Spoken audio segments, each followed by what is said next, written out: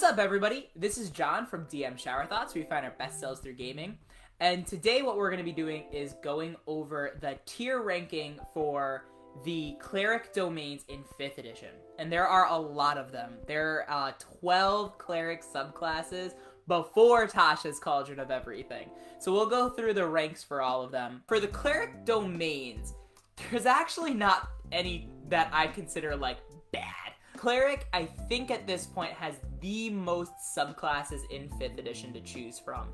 And the thing I love about it is a Cleric's Domain is chosen at 1st level, and it really does color the play style of your class's progression from 1st through 20th level. There are some Cleric Domains that are a little bit more warrior-based. They have proficiencies in different armors and weapons. There are some clerics that are more dedicated casters, where they don't really get a lot of the equipment proficiencies, but their cantrips start dealing more damage. They are focused really on the magic casting side of what Cleric has to offer. And while Cleric has a really strong generic spell list, your Cleric Domain can open up all sorts of spell options that would normally be kind of reserved for other classes.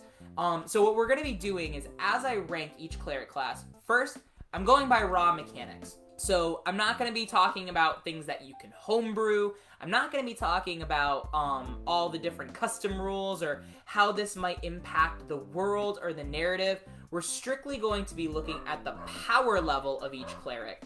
That's when the dogs start barking. One of the other things is, with the cleric subclasses, I'm not commenting on how much fun you can have with them. I am going to be speaking from my own personal experience, and obviously this is my opinion. However, as I'm kind of going through all the tiers and everything, if I say, like, this is a weaker subclass, but you've had a lot of fun playing it or have a creative character for it, feel free to play whatever, like, floats your boat. To reiterate what the tiers are and what they mean, at the bottom we have F tier. This is, I can never find a place where I could recommend it. It's just bad class design. Next up, we have D tier.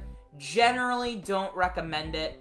If your DM is open to maybe some homebrew or some clever encounters that would really let the class shine, maybe, but overall it is mechanically a weaker choice than a lot of the others. C tier is, it's alright. If it's a C tier class, it's not going to actively work against your party's flow.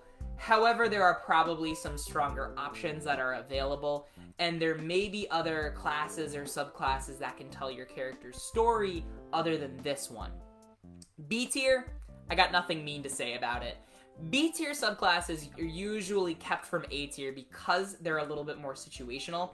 With the right party dynamic, a B tier subclass can really shine and can add a lot to a party's story. A tier is really amazing. Like, it's probably something that if I see someone with an A tier subclass, they're doing a pretty good job. They have really strong options. They're able to contribute. S tier is so amazing. It blows the other subclasses out of the water. Where if somebody asks, John, what is the optimized option for this subclass? I can confidently speak to that specific tier of selection and be able to articulate why this subclass is so much more amazing than the others. So, with all of that in mind, let's get into it. Starting off, in the player's handbook, we got our knowledge domain. And knowledge, I'm going to stick right at B tier. It's not amazing. There are some other subclasses with stronger prepared spell lists or different channel divinities that might be a little bit more impactful. But expertise is nothing to sneeze at. And Knowledge Domain Cleric gets 2 expertises right at 1st level in the knowledge-based skills. And a lot of times, expertise can even outshine a character with an ability score that prioritizes that skill. So if you have a knowledge cleric, that expertise in nature or arcana might start to outshine, like, the wizard or artificer of the party. The reason I'm giving knowledge a B tier is if you already have someone else that has an expertise in that field, or they have a good enough bonus it's not really necessary, knowledge domain can feel a little bit redundant. Another thing with it is that it doesn't really have the strongest prepared spell list. But it can be a lot of fun to play, especially if you flavor your character in a specific way. Which brings us to Life Domain Cleric, which gets a solid A tier ranking from me. I think if you're looking for an optimized healer, really it's a druid with healing spirit.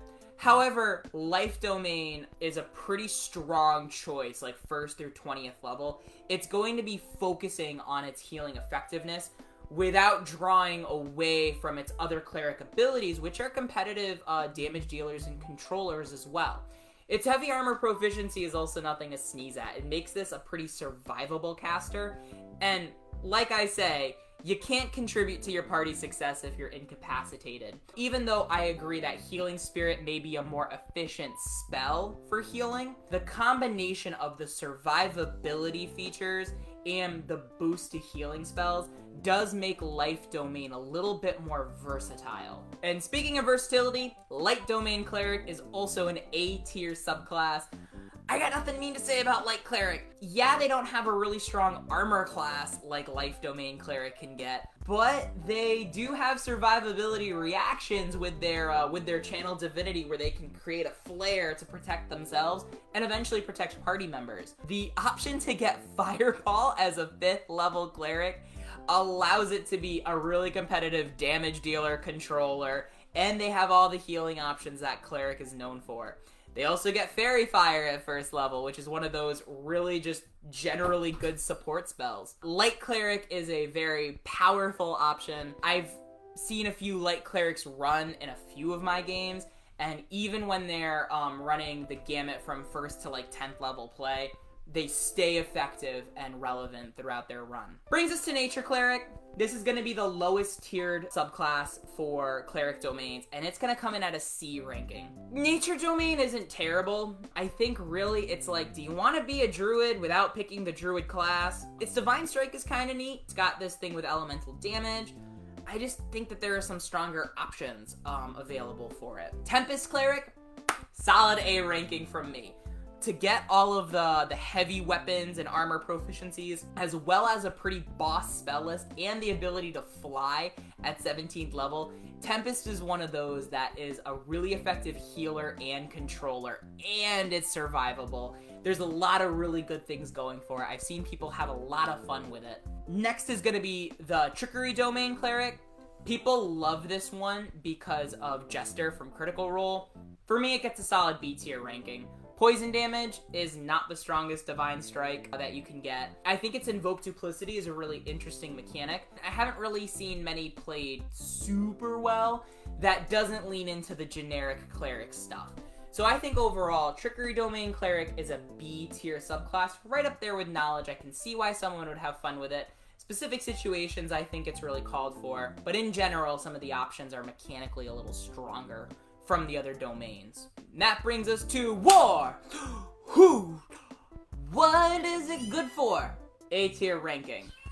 Oh, hello! I know, I got very excited. This is Chadwick the Cat. He's one of a new little familiar I got going on. War Domain Cleric, I think, is a really strong contributor to a party's dynamic. Again, you've got all your healing options from Cleric.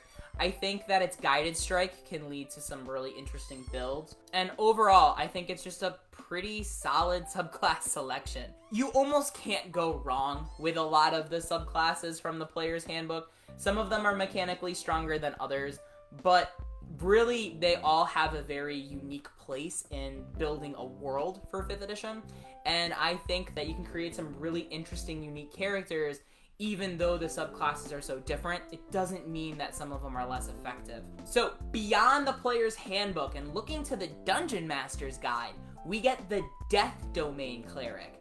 And this is one that was really designed for kind of villainous characters. It's not the strongest subclass selection. Oh no, it is pretty strong. What? This was designed for evil characters. I really do think that Death Domain is an A tier subclass. Not only the fact that you get all your cleric-y mumbo-jumbo, you also get a lot of stuff that combines well with necrotic damage. And I think that this might actually be a better Necromancer class than Necromancer Wizard. But a lot of the evil spells, like the necrotic damage-dealing ones, I think are rewarded in the Death Domain Cleric class pretty well. Arcana Domain from Sword Coast Adventurer's Guide. also is an A tier subclass. I was kind of tempted to put this in the S tier category, especially with its capstone. What put it into A tier for me is it's so not obviously better than the other subclasses. I can really cement it as like, you need to be this one. One of the things that I really like about it though is the fact that it's got that strong kind of wizardy presence throughout it. And its capstone is really, really good. But again, I shouldn't be judging a subclass just based on one high-level ability. Part of a subclass is it fun to play throughout its leveling progression? Forge Cleric, A ranking. I think that Forge Cleric, what makes it kind of cool is it addresses a storytelling narrative that was absent from the player's handbook. I think that it's a pretty strong kind of support character. Again, not so much better or worse than the others that I would be like, oh, Forge Cleric, or oh, Forge Cleric. It's just a pretty strong support character. Grave Domain, I feel the same way. I don't think it's so much stronger or weaker than Forge. I do think that its ability to give a damage vulnerability is really powerful. And I do think that it satisfies kind of what Death Domain was going for without being so obviously evil. I think that it's kind of creepy, and I like that about it. I do think that the Grave Domain A tier subclass. Last one we have is the Order Domain subclass, which is going to be reprinted in Tasha's. This was another one I was tempted to give it the S tier ranking.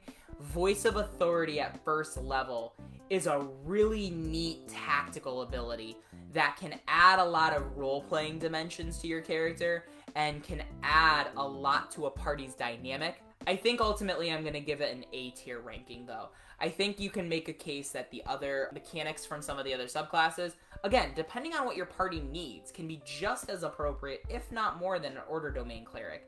Where I saw an Order Domain Cleric really shine was in the context of a party that had a lot of melee warrior type characters, and while it was doing its buff thing, the ability to Voice of Authority and contribute to damage dealing in a unique way, I thought was a pretty neat way to be able to go about it. But again, it's not so amazing that I would recommend it over the other subclasses in the same way that I could for, say, an Eloquence or Lore Bard, or for Bear Totem Barbarian. So, that's a summary of the 12 subclasses we have for Cleric at the moment. I'd love to know your thoughts. So, if you have a domain that you particularly really like, or if you think I misranked anything, if you think that something was ranked too high, or it was ranked too low, let me know in the comments below. Have an awesome day, everybody, and remember to game responsibly. Bye-bye now.